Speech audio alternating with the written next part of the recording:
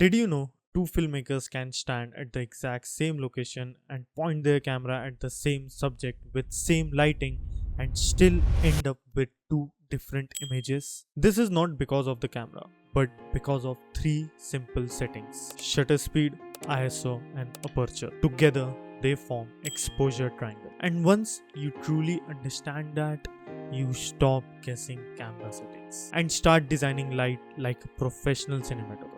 Welcome to VRS Production. I'm Vedant Sau, an editor, filmmaker, and Steadicam operator. And today we are breaking down one of the most important foundation of cinematography, which is exposure triangle. Before we talk about the triangle, first we should know what is exposure. Exposure is the amount of light that makes its way to the sensor, determining how bright or dark your image is. Too much light results in overexposed image, and less light results in underexposed image. But in filmmaking, exposure is not just about brightness. Exposure also means about the light quantity and about the light intentions. Cinematographers use exposure to shape mood, depth, and atmosphere, and that control comes from three core settings. The exposure triangle consists of aperture, ISO, and shutter speed. Each of these settings control the amount of light reaching to the sensor, but more importantly, each of them affect how the image feels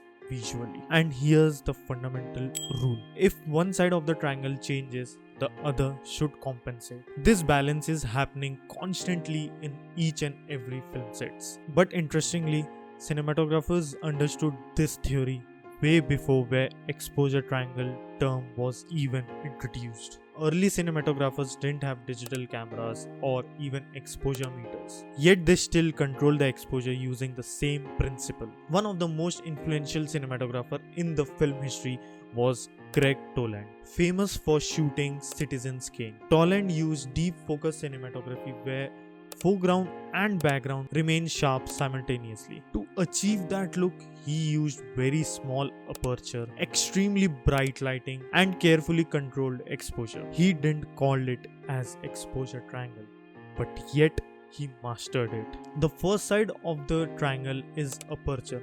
Basically, aperture is a small opening inside your lens which allows light to pass through it. It is generally measured in f-stops like f1.8, 2.8, f4 or f8 or f16. Here's something that confuses many beginners: the smaller the number, the larger the opening. Which means the small the number is, like f1.8 or f2.8, the larger the opening will be of your lens and much amount of light will enter in your sensor.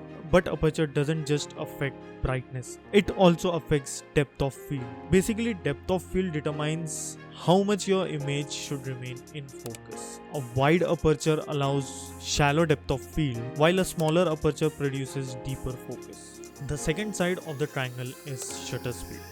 Shutter speed determines that how long your camera sensor will be exposed to the light. In filmmaking, shutter speed is closely connected to motion blur. Cinema traditionally follows something which we call 180-degree shutter rule, which means if you are shooting at 24 frames per second, your shutter speed will be double of it, which means 1 by 50 or 1 by 48. This produces motion blur that feels natural to the human eye. Changing shutter speed can dramatically change the feel of motion in your footage. Then the third side of the triangle is ISO. ISO determines that how sensitive your camera sensor is to the light. Lower the ISO value like 100, 200 or 400 results in cleaner image and less noise. Whereas higher ISO value like ISO 3200 or 6400 or 12800 results in digital noise or even grains. But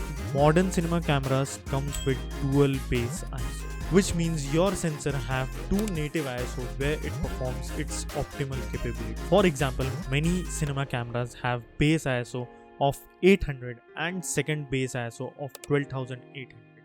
Even some cameras have 3200 as a second base ISO or 6400 as a second base ISO. Switching to second base ISO helps camera to perform much better in low light while maintaining high dynamic range. Just remember, ISO doesn't create light. It only decides how strongly your camera sensor will react to the light. Let's quickly recap exposure triangle.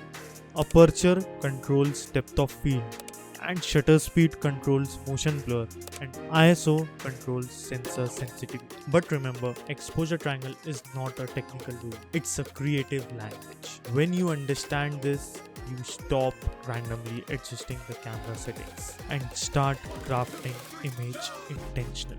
If this video helped you understand exposure in a practical way, subscribe to VRS Production for more filmmaking insights, editing workflow and gear breakdown. I am Vedant Saud and I will see you in the next video.